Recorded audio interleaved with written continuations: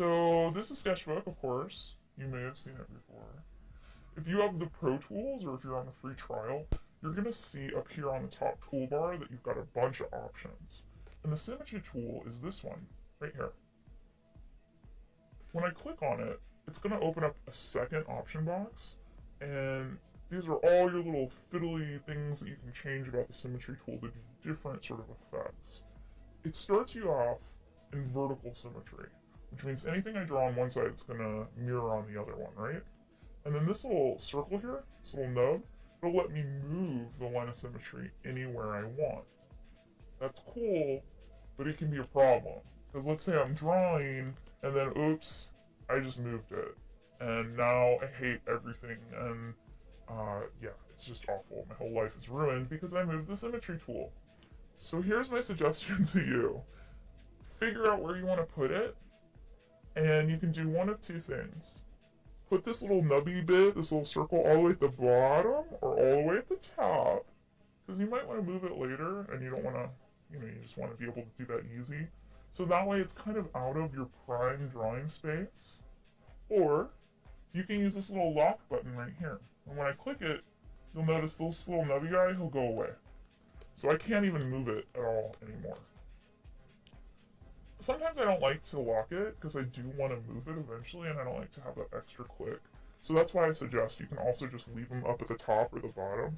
But if you leave it in the middle here, where you're going to draw, it can be a problem, and I've definitely moved it on accident way too many times. So yeah, vertical symmetry. It's great for things like faces or bodies, just about anything, honestly. So let's just go ahead and sketch out a face really quick. I want to use a different brush. Let's try something like maybe this one? No. I know what I want. I want my dream brush. There we go.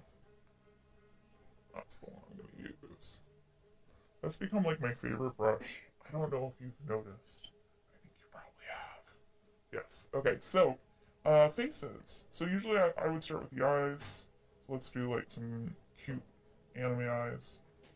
And then like a cute little anime nose. And then just some little mouth. And maybe pull this in a little bit. I know this doesn't work very well. But you see what's going on here? You see how, like, I'm right next to that nubby bit? Like, it's right there! Oh, I moved it! Oh no, my image is ruined! So, you really have to be careful with that. So the next option up here on the toolbar, not that one. Let's hide that one. Right here, this is horizontal symmetry. So it's just like vertical, except in the opposite direction.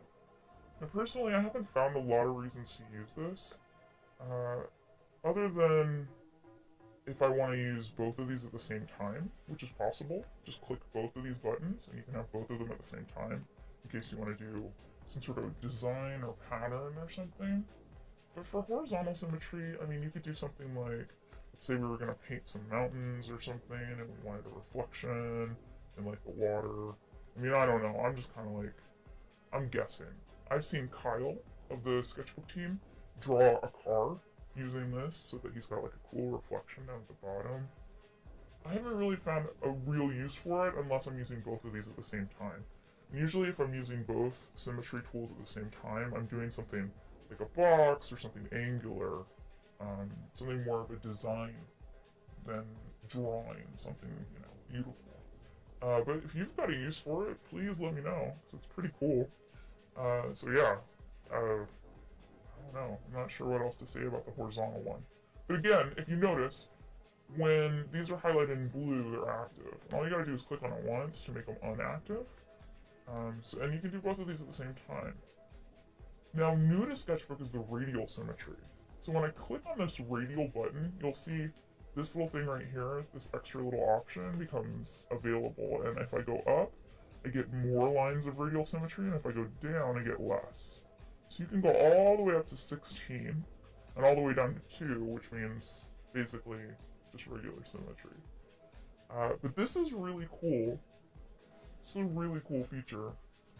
and I want to show it to you, but I think I'm going to show it to you at the end. So let's keep going for a little bit because I want to talk to you about what this button does right here. So if I click on it, you can see it changes, right? It changes from like this weird hash to like just a circle.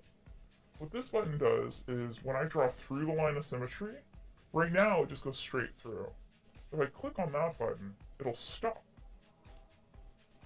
And that's really helpful if you're creating some sort of design that you want precise, like tiger stripes or just about anything really.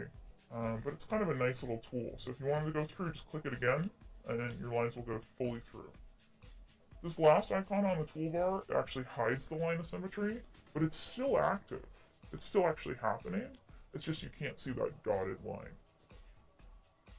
Alright, let's go back to radial symmetry because I want to show it off with something that's kind of cool. So this week we had the leaf brush set, right?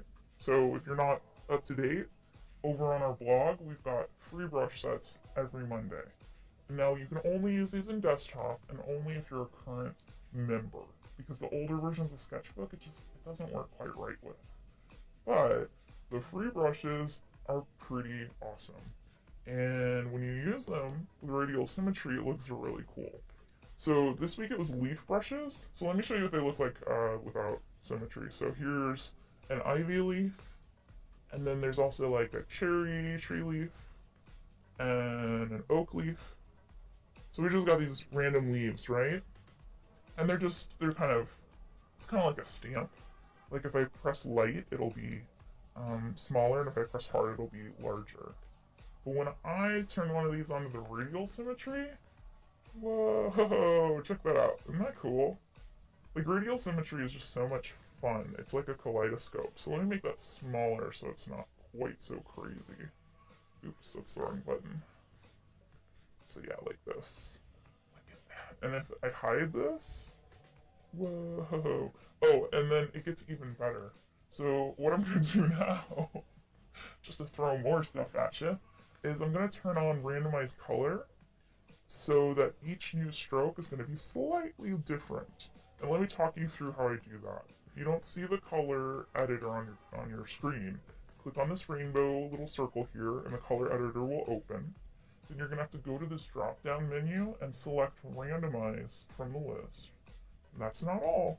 Now that I've selected randomize, I have to choose which thing to randomize. You've got hue, which is the H, S, which is saturation, and L, which is the luminance. So if you don't know what those are, let's talk about them a little quickly. Hue is the color. So, like red is a hue. Magenta is not a hue. Brick red is not a hue. Pink is not a hue. But red is the hue, because all of those are red, basically, right? They're just different types of red.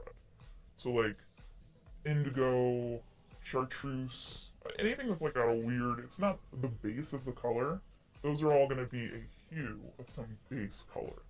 So if I want to change the hue, I've got like pink selected right now. If I pull this up, do you see that blue line that's turning to like curve? That's showing you how far the hue will reach. When I do the same thing with the saturation, you can see this straight line. That's showing you how crazily it's going to like change the saturation. And with luminance, again, the same thing. So saturation is how pure the color is, how close it is to that core hue, or how close it is to gray. And then the luminance is how close it is to white or to black. If that makes sense. So let's do this just with each. We'll randomize one value, and then you'll maybe be able to see what I mean. So I'm going to go all the way over into red here, and I'm going to randomize the hue, and I've got radial symmetry on, but I've got hidden. So each new stroke is going to be a random color, which is pretty fun.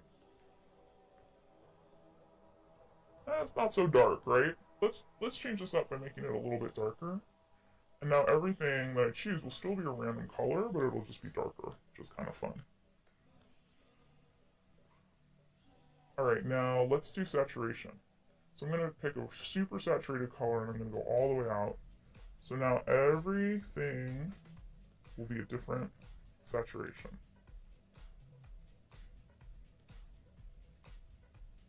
Now let's try luminance. So that one's really light, this one's really dark, that one's kind of medium.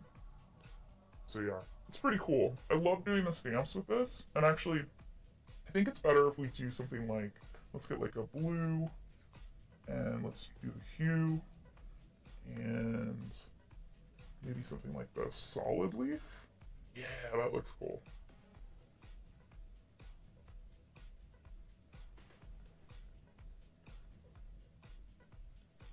It's just super fun.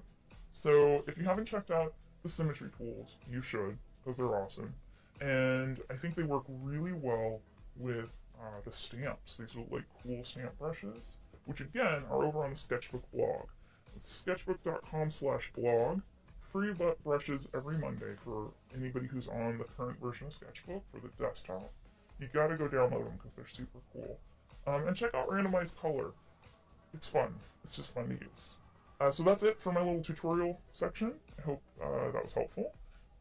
And yeah, let me check the chat and see if there is any activity there. And if you're watching this on YouTube, because you know we export these out to YouTube for people to see, you should come join us on Twitch. Come follow us on Twitch. That link should be in the description. And we go live every Wednesday and Friday right now, with a little bit of variance depending on the schedule, but come join us live because you can be in this chat and you can be hanging out with us right now. So do it. Okay, I see questions in the chat. What's up, Rat? How you